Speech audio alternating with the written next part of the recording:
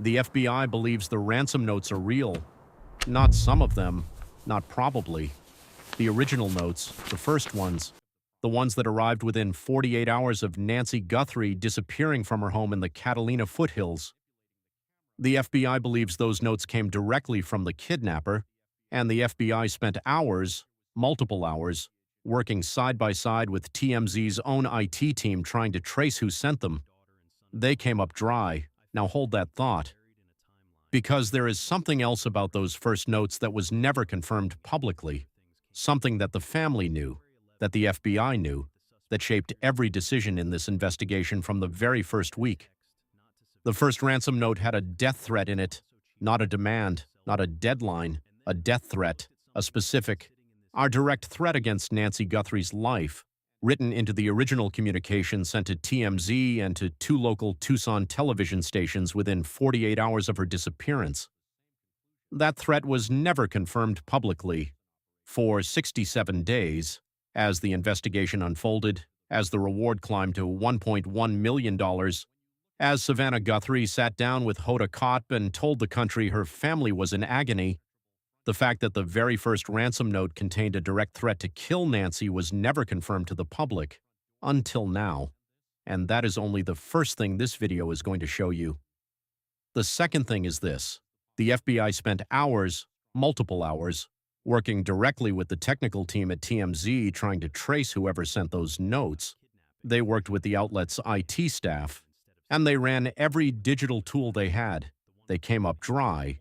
They could not find the sender, not in hours of effort, not in 67 days of investigation, and the person who built that level of anonymity, who sent communications that the most sophisticated digital forensics team in the world could not trace, is the same person who stood on Nancy Guthrie's front porch with a flashlight between their teeth, wearing an Ozark Trail backpack and a ski mask, holstering a weapon in the wrong position over their jacket. 2 profiles, 1 operation, one left no digital trace, the other left a flashlight between their teeth. Stay with us, because by the end of this video, you are going to understand what the notes actually said, what the FBI actually knows, and why the person who took Nancy Guthrie may have left more of themselves inside that house than anyone has said publicly. There is something about a flashlight held between human teeth for 41 minutes in the dark that this investigation has not fully explored, and we are going to show you exactly what that means. Her name is Nancy Long Guthrie. She is 84 years old.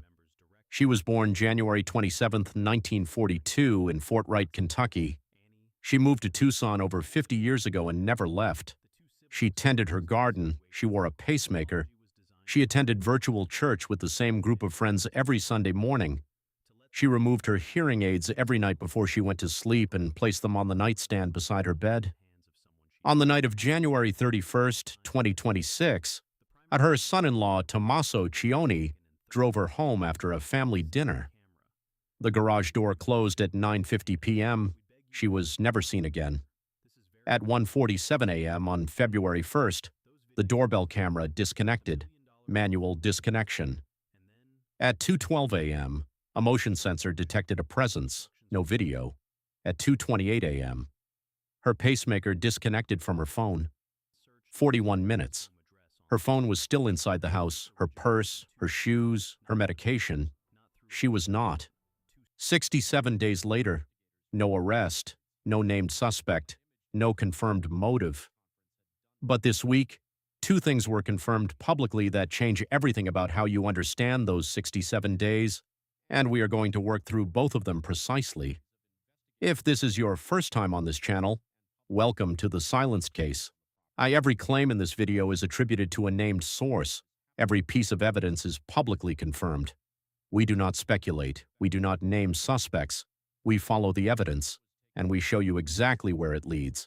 Subscribe now and hit the notification bell, because what we are about to build has not been assembled this way anywhere else.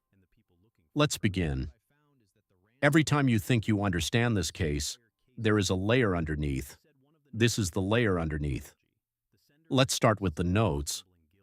Because the full picture of what the ransom communications actually said, and what the FBI actually knows about them, has never been assembled completely in one place. Here is the complete timeline of the ransom communications in this case, attributed to named sources in chronological order. The first communications arrived within 48 hours of Nancy's disappearance. TMZ received one. Two local Tucson television stations, KVOA and KGUN, received others. The notes demanded payment in Bitcoin, millions of dollars, with escalating deadlines. But here is what Ashleigh Banfield confirmed publicly on her Drop Dead Serious podcast, and what has not received the attention it deserves. The original letters sent to TMZ and to the local Tucson stations contained a death threat against Nancy Guthrie, a direct threat, not an implication, not a warning about deadlines, a specific communication that Nancy's life was at risk if the demands were not met. That detail, the death threat embedded in the very first communications, was not confirmed publicly at the time. The family knew. The FBI knew. But the public reporting on those early notes focused on the dollar amounts and the Bitcoin demands. The threat itself was held back. Banfield confirmed it now, and the significance of that confirmation is not just what it tells us about the communications, it is what it tells us about how the FBI classified this case from the very beginning. A ransom demand with a death threat is not treated the same way as a ransom demand without one.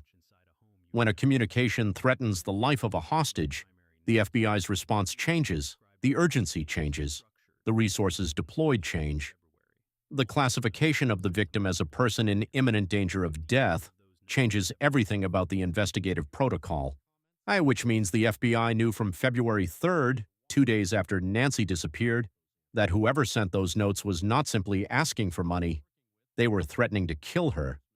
And the FBI has been working that case as a potential homicide threat since the very first week. That context, the death threat in the first note, is the context that explains every subsequent decision in this investigation. It explains why homicide detectives were assigned from day one. It explains why the FBI surged resources to Tucson immediately. It explains the level of urgency that has been driving this case behind the scenes, even as the public statements have remained measured and careful. The first note hit a death threat, and everything that has happened since has been shaped by what that threat implied. Now let's talk about the second note, because the communications in this case did not stop at one letter.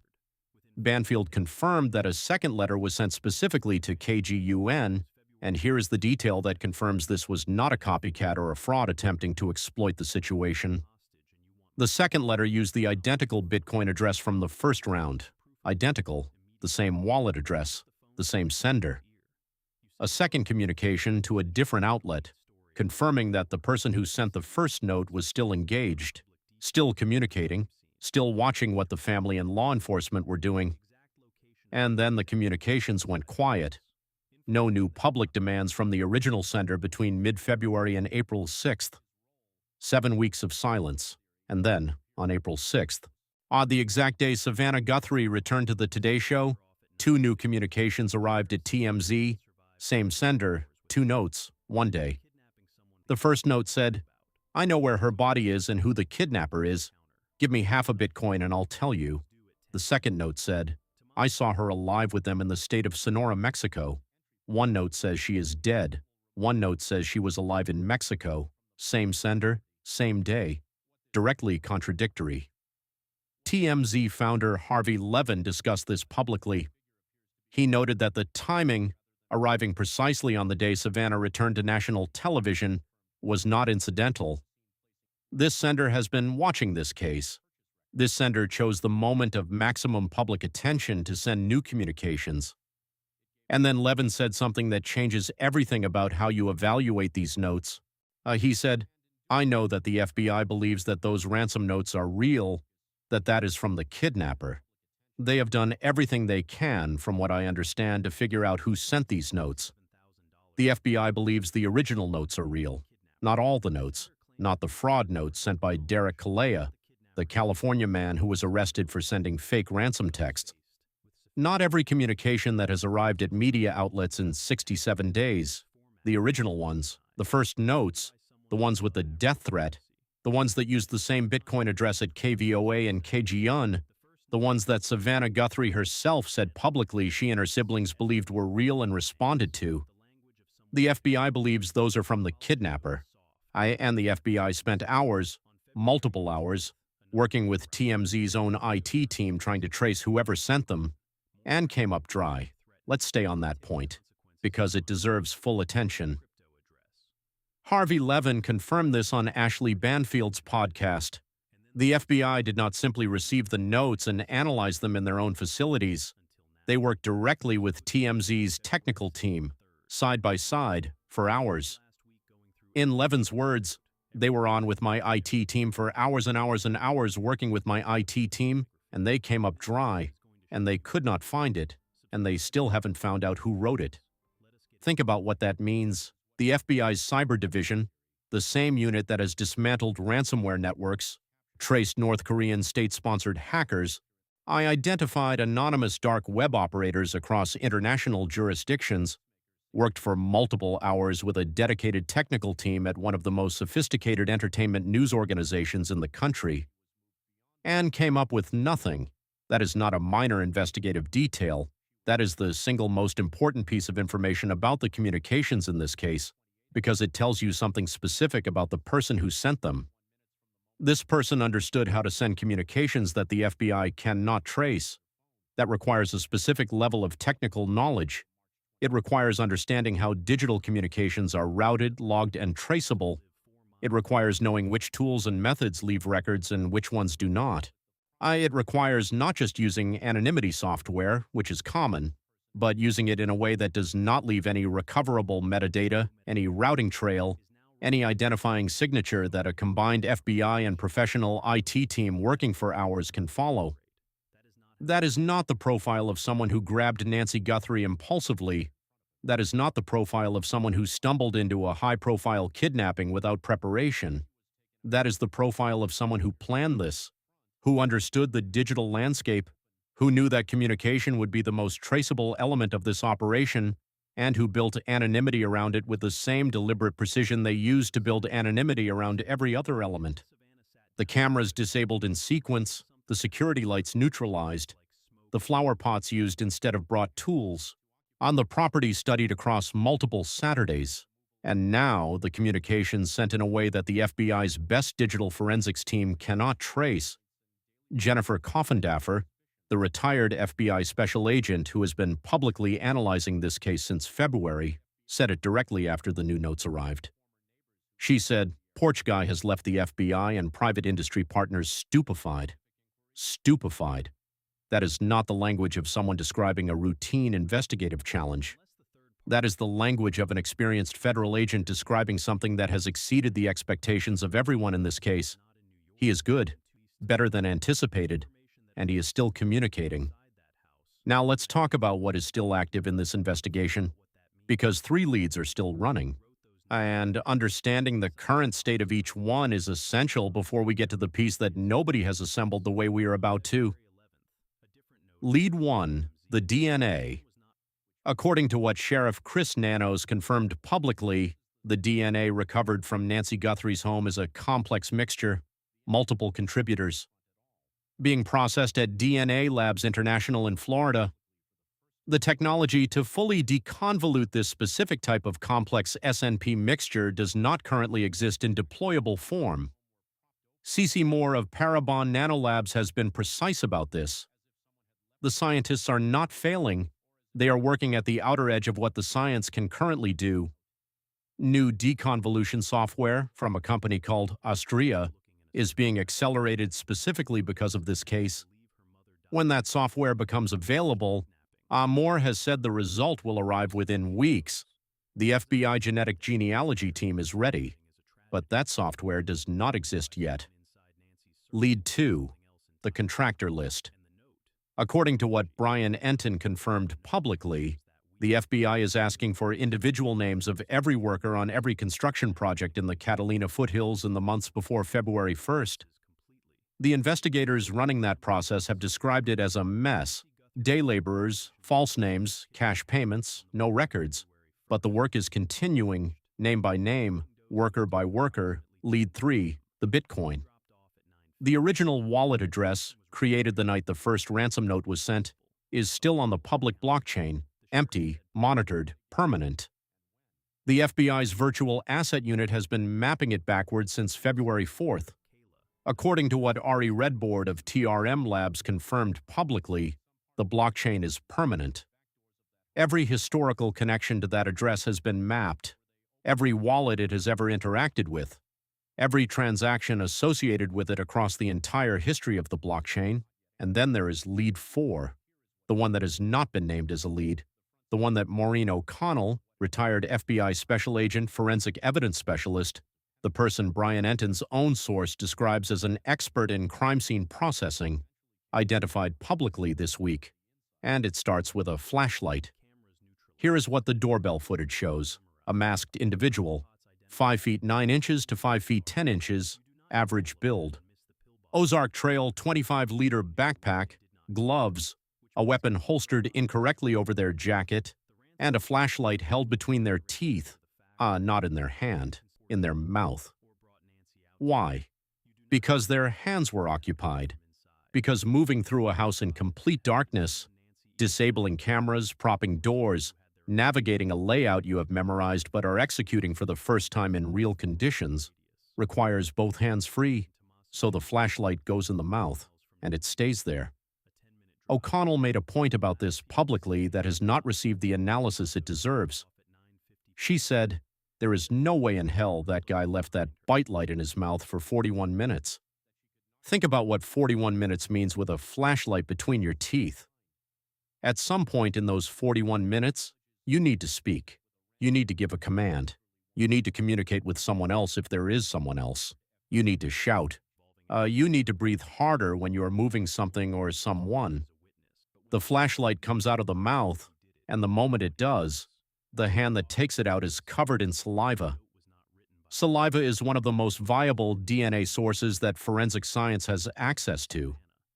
A single drop of saliva contains enough genetic material, epithelial cells, white blood cells, to generate a DNA profile. It does not require an open wound. It does not require blood. It requires only contact between the mouth and a surface, or between a saliva-coated hand and a surface. A gloved hand covered in saliva, moving through an immaculate house for 41 minutes, touching surfaces in the dark, door handles, walls, the interior kitchen entry, the bedroom threshold. Whatever surfaces the person moved past or grabbed for balance or touched while carrying Nancy out, is depositing DNA. O'Connell was direct about this. She said, "We would do hundreds of swabs in a situation like that. Hundreds, not dozens, hundreds. Because you do not know which surface the saliva-coated glove contacted. You do not know where the flashlight was removed from the mouth or how long the hand was uncovered. You swab everything, every door handle, every wall surface at hand height, every threshold, every surface along the path from the back entry to the front exit, and then you send those swabs to the laboratory, and you wait for the science to catch up to the evidence." Now here is where this connects to the death threat in the first note. But before we get there, let's stay on the flashlight for one more moment. Because there is a dimension of this that goes beyond DNA. The flashlight between the teeth tells you something about the planning. Think about what you bring into a house if you are going to move through it in complete darkness for 41 minutes. You plan your equipment in advance. You think about what your hands need to be doing.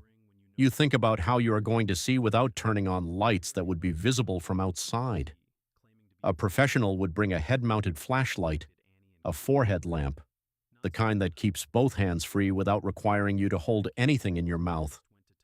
The person on that porch brought a handheld flashlight and put it in their mouth. That is not the equipment choice of someone with extensive operational experience in nighttime entries. That is the equipment choice of someone who planned meticulously in some areas and improvised in others, which is consistent with everything else about this operation. The digital anonymity, meticulous. The camera knowledge, meticulous. The entry route planning, meticulous. The equipment on the night, improvised in at least one critical detail, and that improvisation, a flashlight in the mouth instead of a headlamp on the forehead, maybe the single most significant physical mistake this person made inside that house, because it meant their hands were covered in saliva for 41 minutes in an immaculate house. Now here is where this connects to the death threat in the first note. Because O'Connell made another observation this week that has not been covered anywhere. She looked at the aerial drone footage from the early days of the investigation, the footage that captured investigators processing the scene, and she noticed something. Investigators were taking perspective shots, photographs taken from over someone's shoulder, from the point of view of someone standing in a specific position, looking in a specific direction. O'Connell said she has only seen that done at police-involved shootings, at scenes where investigators are documenting exactly what a specific person could and could not see from a specific position. And she said, it looked to her like when investigators were out on the balcony near Nancy's bedroom, they were describing to a prosecutor what happened at each point, pointing to specific locations. Saying here, perspective shots, planning for trial. That is not the behavior of investigators who do not know what happened.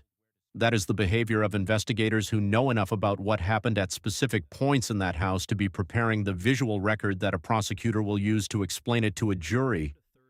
They were planning for trial from the early days of this investigation, which means that regardless of what has been said publicly about the state of the evidence, investigators know more than has been released.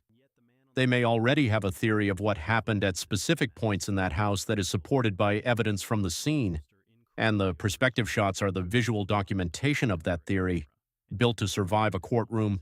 Here is something else that has been sitting in this case since February that nobody has examined through this specific lens.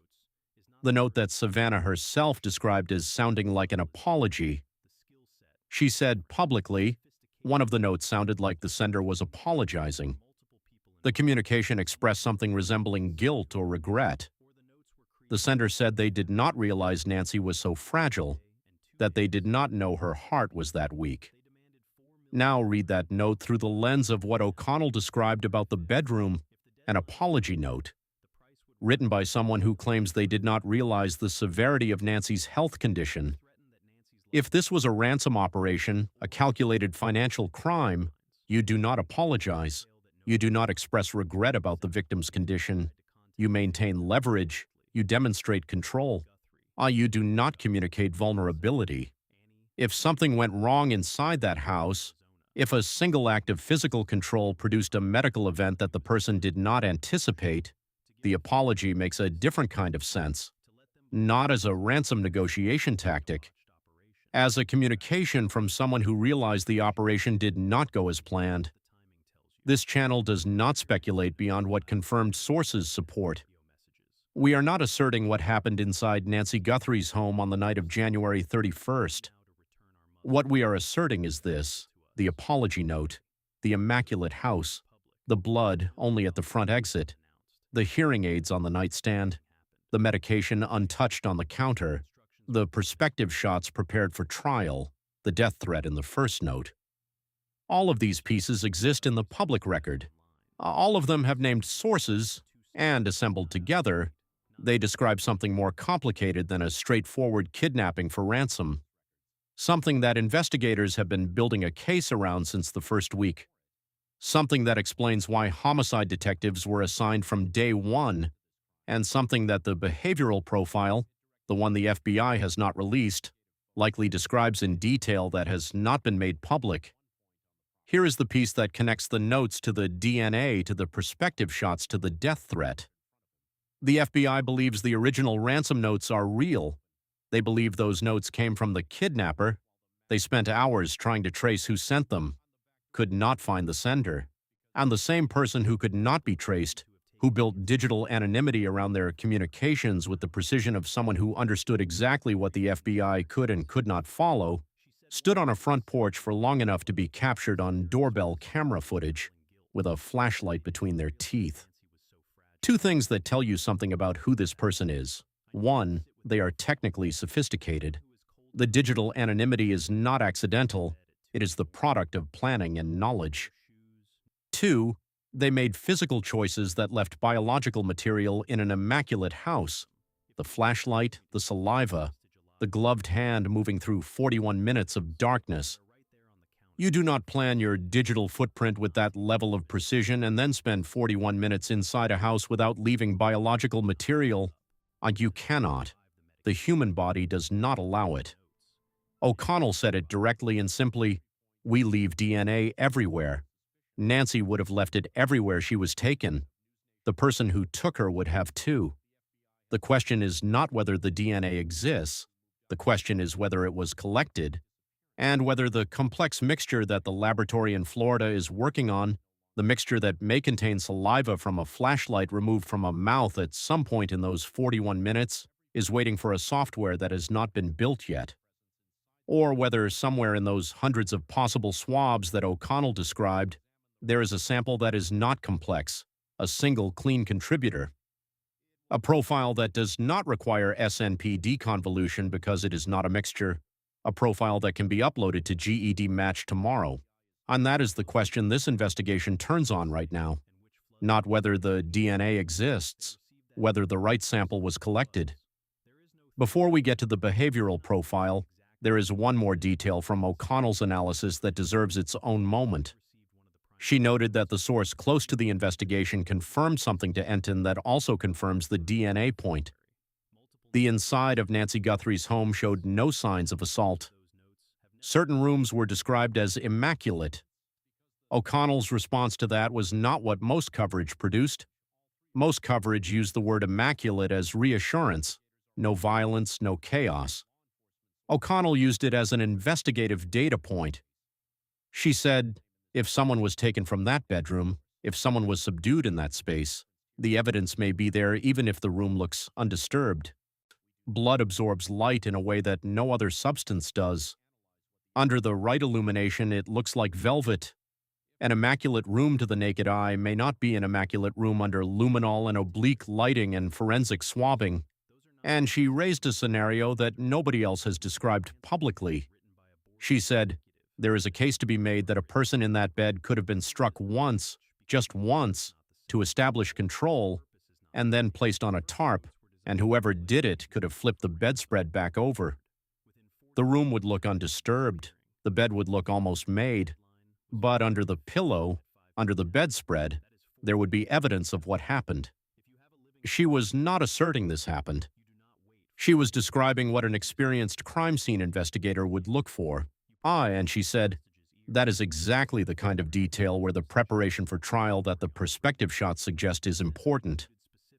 Because if that evidence exists, it tells the prosecutor, and eventually the jury, exactly where the crime began. Not at the front porch where the blood dried, inside the bedroom, where the room was immaculate. Here is what Maureen O'Connell said that nobody else in 67 days of coverage has said publicly. She said the FBI Behavioral Science Unit has not released a behavioral profile of the suspect. Not a public profile. Not even a general description of the type of person investigators believe is responsible. In hundreds of cases, high profile and low profile, the FBI's Behavioral Analysis Unit compiles a profile based on the evidence, the communications, the crime scene, the witness interviews, the surveillance footage, and every other piece of information investigators have access to. They release that profile to help the public know what kind of person they are looking for. They have not done that in this case. O'Connell found that notable enough to make a public appeal.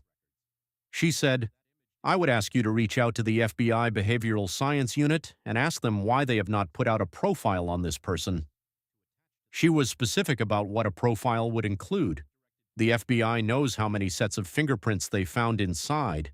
They know if they found things they are not telling us. They know what family members said. They know what the first responders saw.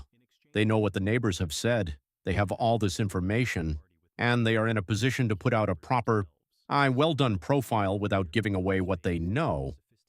Why haven't they, in 67 days, in a case with this level of national attention, with this size of FBI involvement, with this many experts publicly calling for it? The Behavioral Science Unit, the same unit that has profiled serial killers, bombers, and international terrorists, has not released a single public behavioral description of the person who took Nancy Guthrie. There are two possible explanations. One, they are protecting information that a profile would reveal. Something about the nature of the evidence, the type of person they are looking for, or the direction of the investigation that they do not want to make public because making it public would compromise the case. Or two, the profile would contain information so specific that it would effectively narrow the suspect pool to a group so small that releasing it publicly would constitute naming individuals who have not been charged.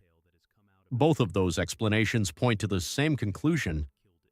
The FBI knows more than they are saying, more than press conferences have revealed, more than public statements have confirmed, more than 67 days of coverage has been able to extract, and the behavioral profile, if it exists, and O'Connell believes it does, is the document that contains what they know. Both of those explanations are consistent with a case in which investigators know more than they have said publicly. Both of those explanations are consistent with perspective shots being taken from the point of view of the suspect. Both of those explanations are consistent with an investigation that has been running for 67 days without a public breakthrough, not because investigators have nothing, but because what they have has to be built carefully before it can be used.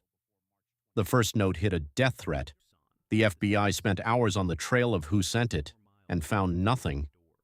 But the house, the immaculate house that a masked individual moved through for 41 minutes with a flashlight between their teeth, may still hold what the notes could not provide: a name, written in biological material, on a surface that was not contaminated, waiting for a laboratory in Florida to catch up to the science that will read it.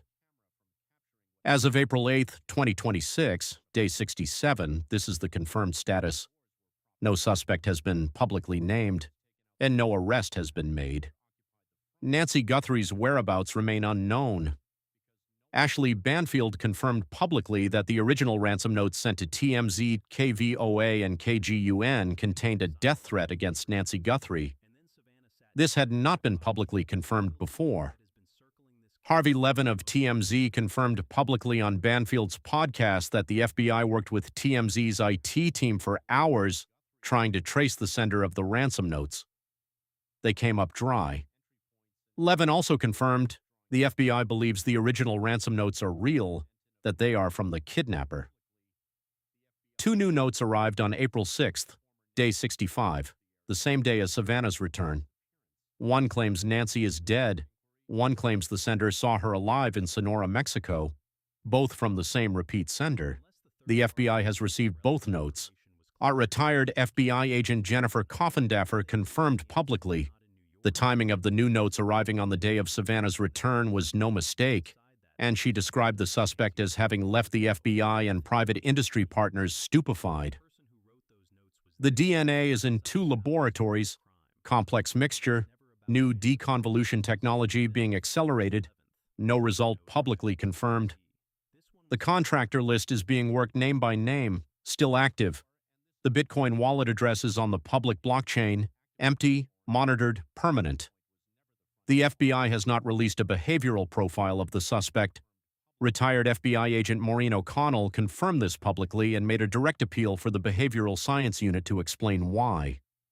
Sheriff Chris Nanos faces a unanimous no-confidence vote, a formal recall effort, a Board of Supervisors inquiry, and an April 21st deadline to answer questions under oath about his work history. The total reward is $1.1 million. The FBI tip line is 1-800-CALL-FBI. This case is not cold. The notes are real. The FBI knows it, and the House may still hold what 67 days of investigation has been waiting for. Her name is Nancy Long Guthrie. She is 84 years old. She is the woman who tended her garden, who kept her home exactly the way she wanted it, who attended church with the same friends every Sunday, who removed her hearing aids every night and placed them on the nightstand beside her bed. She is the woman who told her daughter, after her husband died and left her alone with 3 children, "You have to get up and decide and do. Just decide and do." She is the woman Savannah still describes in the present tense, not was, is. And somewhere, in a laboratory in Florida, on a blockchain being mapped by the FBI, in a list of contractor names, in a behavioral profile that has not been released, in swabs from an immaculate house that may still hold the biological signature of 41 minutes in the dark, The answer is still there. The first note hit a death threat. The FBI spent hours on the trail and found nothing. But here is what the FBI also knows.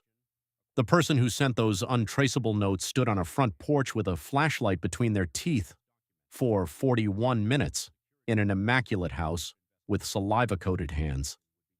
You do not outsmart the FBI digitally and then outsmart forensic science physically, not forever. Not in an immaculate house that is still being swabbed, not with a laboratory in Florida that is still working, not with a blockchain that remembers everything. The search is not over, the science is not finished, and neither is Nancy. Nancy Long Guthrie deserves to come home. Her family deserves answers. If you have any information, no matter how small, no matter how ordinary it seemed, call 1-800-CALL-FBI. Total reward, $1.1 million. Complete anonymity. If you worked in the Catalina foothills in the months before February 2026, as a contractor, a landscaper, a pool worker, a painter, an electrician, and you remember a face, a question, a moment that felt slightly off, call. If someone in your life has been different for the last 67 days, call. The first 48 hours are gone, but the laboratory is not, the blockchain is not, and neither is Nancy. This video presents analysis based exclusively on publicly documented evidence and statements attributed to named sources. All individuals referenced in connection with this investigation are presumed innocent unless and until formally charged and convicted in a court of law. The Guthrie family has been officially cleared as suspects by the Pima County Sheriff's Department. No individual not named by law enforcement is identified or implied as a suspect in this video. The ransom notes discussed in this video have not been fully confirmed as authentic by law enforcement. The FBI's belief in their authenticity, as reported by Harvey Levin, is presented as reported information, not as official law enforcement confirmation. The purpose of this channel is to examine documented evidence, not to prosecute, advocate, or speculate beyond what confirmed reporting supports. The silenced case, where documented evidence reveals what someone decided you shouldn't know.